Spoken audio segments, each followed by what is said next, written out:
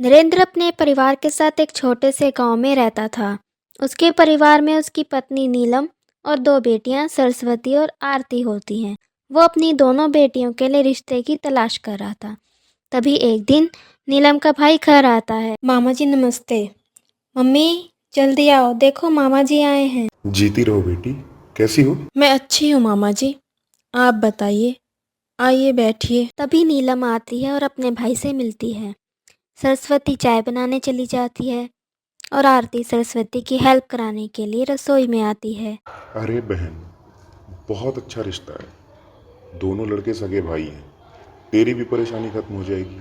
दोनों बहनें एक घर में जाएंगी तो अच्छी तरह रहेंगी। घर बार सब बढ़िया। वो सब बात तो ठीक है भाई, पर मेरे को एक चीज़ समझ में नहीं आ रही। एक भाई शहर में अच्छी नौकरी कर रहा है तो दूसरा भाई किसान क्यों है? क्या वो कम पढ़ा लिखा है? अरे बहन, वो बहुत पढ़ा लिखा लड़का है, पर उसे खेती बाड़ी का शौक है। ठीक ठाक कमा लेता है। ठीक है भाई, इनको आने दो, फिर बात करके बताती हूँ। फिर नीलम अपने भाई को खाना वाना खिलाकर भेजती है। शाम को जब नरेंद्र घर आते हैं तो नीलम उनसे भाई के लाए रिश्ते की बात करती है।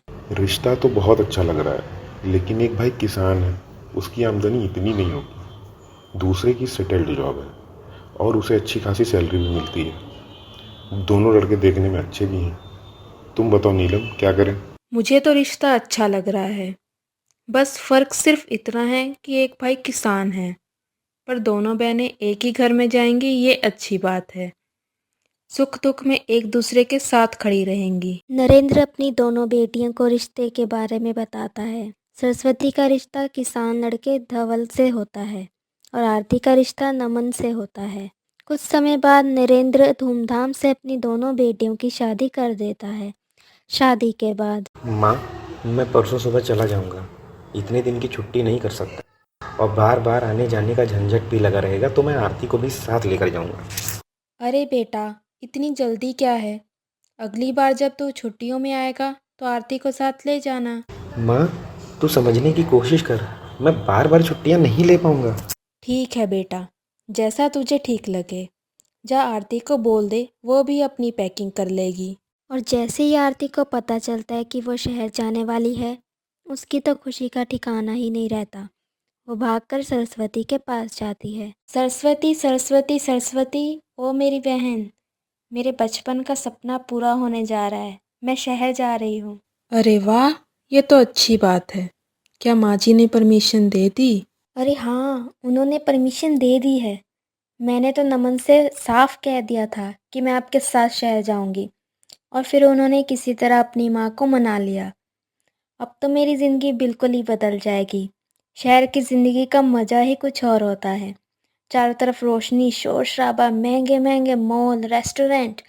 जैसा मैं चाहती थी, मेरे को तो बस वही लाइफ मिल गई। अच्छा अच्छा, ठीक है, लेकिन इतना खुश होने की भी ज़रूरत नहीं है। थोड़ा ध्यान से रहना, पहली बार शहर जा रही हो।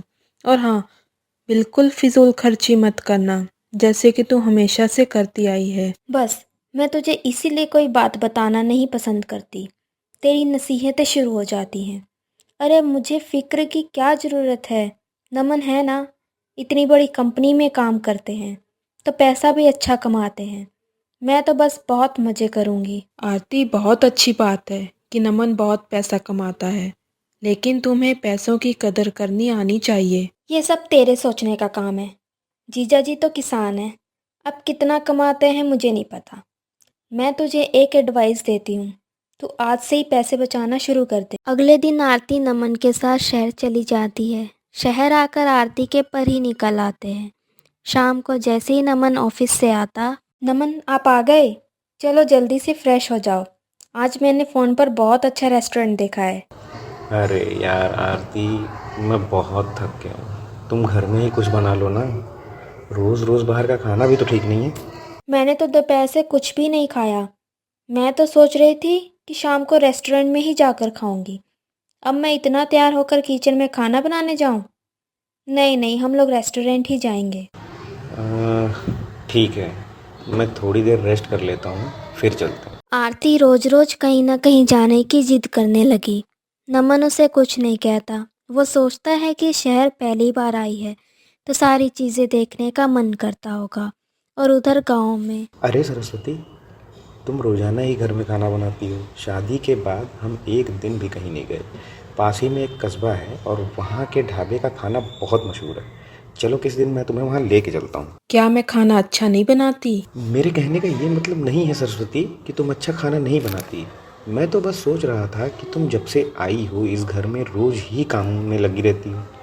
तुम्हारा भी तो मन करता होगा कि किसी दिन तुम मेरे साथ बाहर जाकर खाना खाओ। नहीं, मेरा ऐसा कोई मन नहीं करता। और फिर हम दोनों ऐसे जाते हुए अच्छे भी नहीं लगते।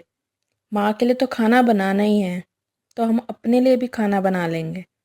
जितने पैसे आप रेस्टोरेंट में देने की सोच रहे हो, इतने पैसे आप मुझे दे देना। अच्छी बात है अन्नपूर्णा देवी जी, आप घर पर ही खाना बनाओ और हम सब साथ बैठकर खाएंगे। उन दोनों की बातें वहां से गुजरती हुई धवल की माँ भी सुन लेती है। अपनी बहू की बातें सुनकर उसे सरस्वती पर बहुत प्यार आता है। मैंने अच्छा चुनाव किया है, मुझे अच्छी बहुएं मिली हैं। आरती भी जरूर अपनी बहन जैसी ही होगी। अगले हफ्ते मैं उन लोगों को बुला लेती हूँ। शादी की बाद से सारा परिवार एक भी दिन इकट्ठा नहीं हुआ। ठीक है माँ, मैं नमन से बात कर लूँगा, वो तुमसे मिलने आ जाएगा। अब तुम इतनी फिक्र मत करो, तुम आराम करो। अगली सुबह जब धवल अपने खेतों में जाने के लिए निकलता है तो वो देखता है कि उसकी माँ को छाती में बहुत दर्द हो रहा है। वो अपनी माँ को लेकर हॉस्पिटल जाता है। नमन भाई, माँ को हार्ट अटैक आया है, जितनी जल्दी हो सके तू आ जा। भाई आप बिल्कुल भी फिक्र मत करो, माँ का ख्याल रखो, मैं शाम तक पहुँच जाऊँगा। आरती जल्दी से बैग में 2-4 कपड़े रख लो, माँ को हार्ट अटैक आया है, हमें अभी गाँव के लिए निकलना होगा। अरे आप भैया से कह देते, वो माँ को यहीं ले आते। कैसी बातें कर रही हो आरती, अगर भैया माँ को यहाँ तक लाते तो क्या वो बच पाती? शाम तक वो भी हॉस्पिटल पहुँच जाते हैं। भाई कल ही माँ तुझसे मिलने की बात कर रही थी और देखो आज सुबह माँ को हार्ट अटैक आ गया। ये सब कैसे हो गया भाई अचानक से? डॉक्टर क्या बोल रहे हैं? हाँ ठीक हो जाएंगी, बस कुछ दिन अस्पताल में रहना होगा। सरस्वती और आरती भी आपस में मिलती हैं और तुम दोनों थे तो यहाँ माँ का ख्याल रखने के लिए। नमन ने इतनी जल्दी मचाई यहाँ आने की। क्या कह रही हो आरती? अगर हमारी माँ को हार्ट अटैक आता तो क्या तब भी तुम नहीं आती? अरे अचानक से आना पड़ा। तुम्हें पता है हम टैक्सी कर कर आए हैं। 2,500 खर्च हुए हैं पूरे। वही पैसे हम कहीं और भी तो खर्च कर सकते थे। मैं तुम्हारी बातें सुनकर हैरान हूँ। आरती तुम कैसी बातें कर रही हो? कैसी क्या बातें कर रही हूँ? बस मुझे अब गांव पसंद नहीं है।